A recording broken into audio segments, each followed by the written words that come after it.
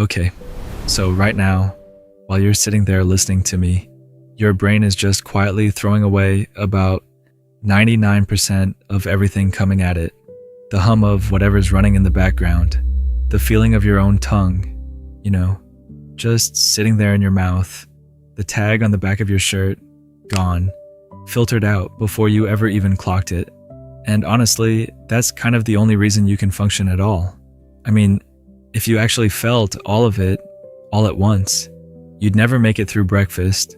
So your brain hires a bouncer, big guy, strict guy, stands at the door of your attention and just turns most of the stuff away.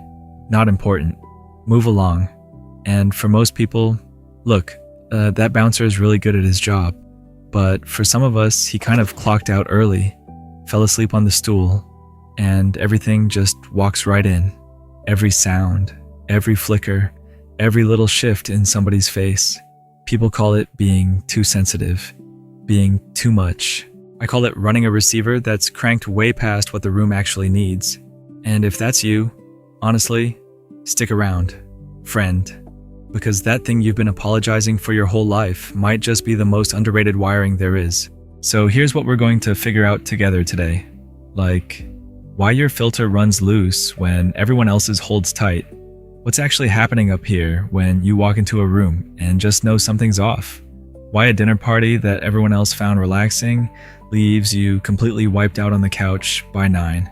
And honestly, the part most people never get told, the part I find kind of beautiful, about why this exhausting little quirk might secretly be the best thing about the way your whole mind works. So, grab a seat, let's open up the hood. Let's start with the obvious question. The one you've probably asked yourself at 2 a.m. more than once. Why can't you just turn it off? Other people seem to have a switch. They tune out the noise and the small stuff just slides right off them. They fall asleep. And meanwhile, you're lying there cataloging the exact tone somebody used in a text 3 hours ago. Just one text. So, what's the actual difference up here? Okay, but here's where it gets interesting. The difference, honestly, isn't that you're paying more attention. It's that your brain is just filtering less. There's a number researchers like to throw around, and look, it's a rough one.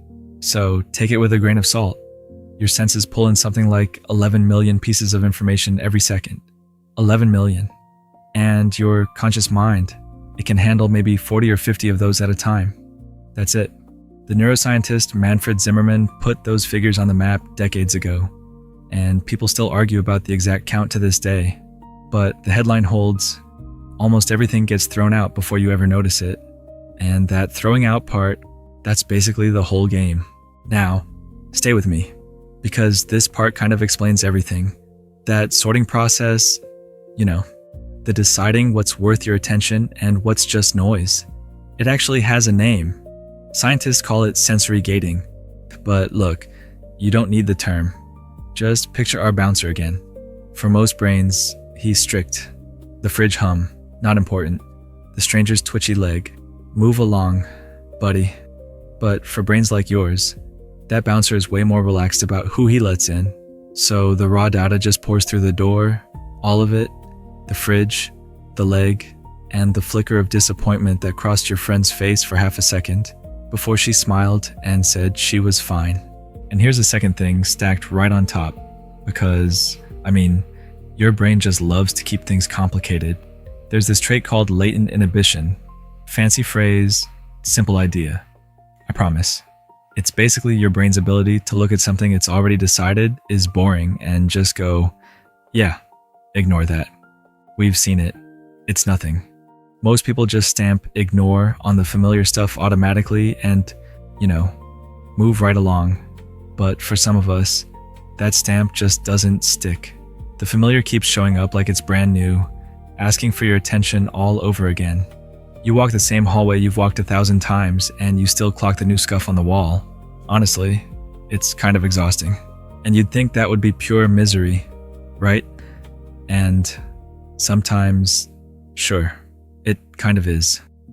But a researcher named Shelley Carson found something genuinely wild back in 2003. when that leaky filter shows up in someone who's got enough brain power to actually handle the flood. Those people were about 7 times more likely to be serious creative achievers. 7 times. The same wiring that won't let you ignore the irrelevant is the exact wiring that connects 2 ideas nobody else thought to put in the same room. So when people called you scattered, or too in your head, or asked why you couldn't just focus on normal stuff, they were kind of describing the precise machinery that makes a mind original. Funny how that works, right? Honestly, kind of poetic. Sound familiar? Yeah, I figured. So let's talk about what this actually costs you, because, look, I'm not going to sit here and pretend it's all a gift with a bow on it. Picture your average Tuesday dinner with a few friends. For most people at that table, it's relaxing, a couple of faces, a little chatter, some food, easy. But for you, though, it's more like 12 conversations at once. You're tracking the words being said, sure, but also the slightly too long pause, and the way one friend keeps checking her phone, and the tiny shift in someone's voice when a certain name comes up. Your brain is just quietly running threat detection software on every face in that room without even asking your permission. So when you finally get home and you're flattened, and somebody goes, "But you just sat and ate dinner." Well, here's the honest truth. You didn't go to a dinner party. You ran a 3-hour scan on 12 people. Of course you're tired. I mean, anybody would be. And here's the thing that, honestly, makes the whole deal harder than it ever needed to be. The world we've built, it's basically the worst possible place for a loose filter. Just think about it for a second. Open plan offices where you can hear, like, 9 conversations at once.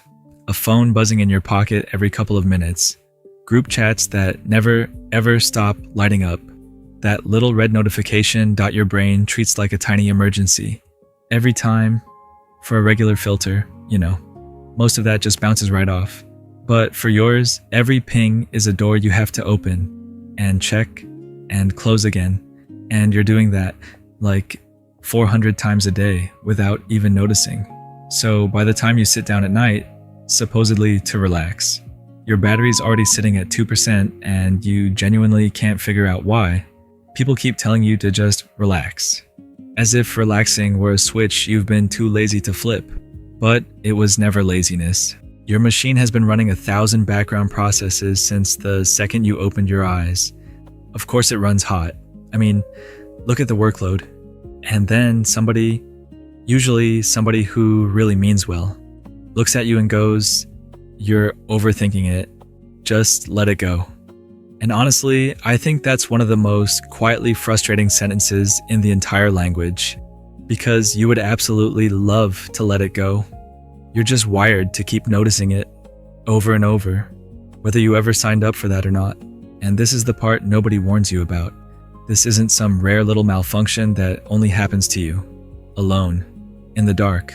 There's a whole well-studied trait sitting behind a lot of this, and the psychologist Elaine Aron spent years carefully mapping it.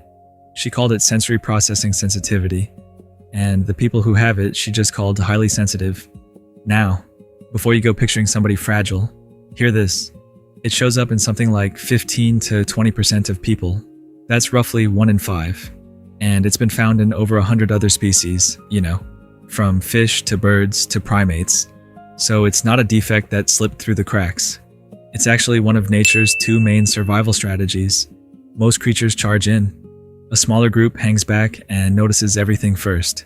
And both of them, somehow, keep the whole group alive. You're just running the second strategy. That's all. Personally, I think this is honestly one of the most misread things about being a human. We see somebody who feels everything, who needs to leave the party early, who tears up at a dumb commercial, and we just slap the easy label on them. Dramatic? Maybe. Or needy.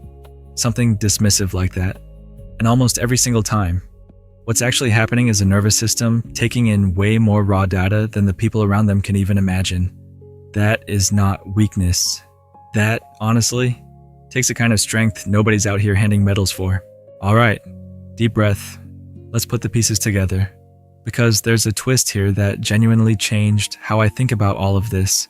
For a really long time, the story was simple.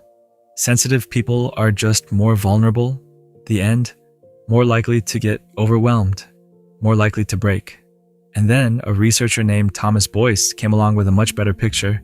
He noticed that the most sensitive people don't just do worse in bad environments. They actually do better than everyone else in good ones. He called them orchids. Kind of a perfect word for it, honestly. Most folks, he said, are dandelions. And look, dandelions are wonderful. They grow pretty much anywhere, even in a crack in the sidewalk. No problem at all. But orchids, you put an orchid in a harsh, cold, chaotic place, and yeah, it wilts faster than almost anything. But you put that exact same orchid somewhere warm and steady and genuinely cared for, and it blooms in a way a dandelion just simply never could. So the same wiring that gets you wrecked by a tense room is the same wiring that lets you be moved to tears by a piece of music, or completely floored by something as ordinary as a really good sunset. Wrecked, in the good way, by one kind word from somebody who actually matters to you. You don't get the one without the other, you know. The depth of your lows is kind of the price of admission for the height of your highs. And honestly, once you really see it that way, the whole thing just reframes itself. You were never broken, friend. You were just built to feel the volume of the world a little louder, in both directions at once. Now, I do want to be gentle and honest about one more thing before we wrap this up. Because for some people, this radar didn't exactly come pre-installed at the factory. It got cranked all the way up by an environment that just wasn't safe. Kids who grow up around a lot of tension or conflict, they often learn really young to read a room before anybody even says a single word, because catching the storm early was the thing that kept them okay.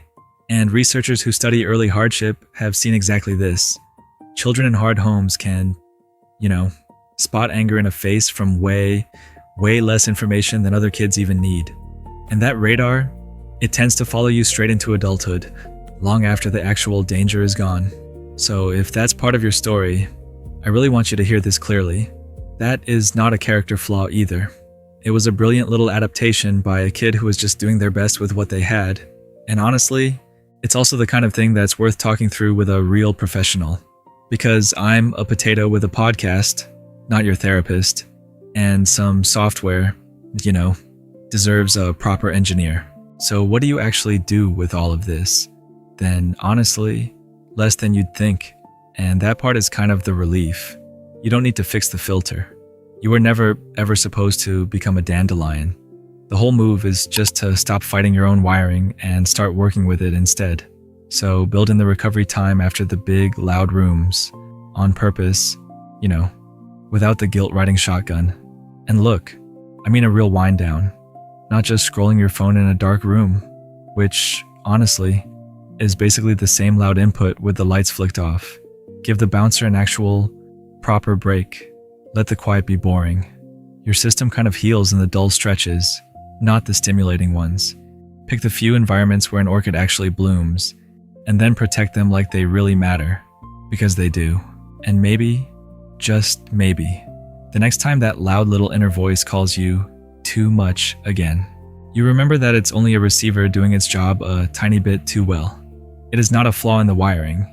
It is just a different setting, and that's okay. By the way, really, truly okay. So here's where I'll leave you.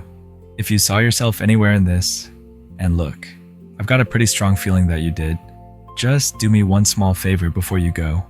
Think of the one person in your life who notices absolutely everything. You know the type.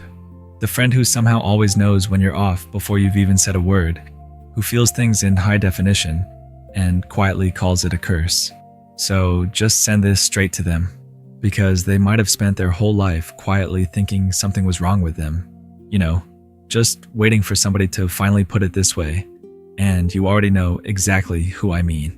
And then tell me down in the comments, in your circle, are you the dandelion or are you the orchid? I read every single one of those. I really do. And if you want to keep figuring out that big, busy, gorgeous brain of yours, well, honestly, that's the whole reason I'm here. So stay curious. You brilliant Spud. I'm Spud, and I'll see you in the next one.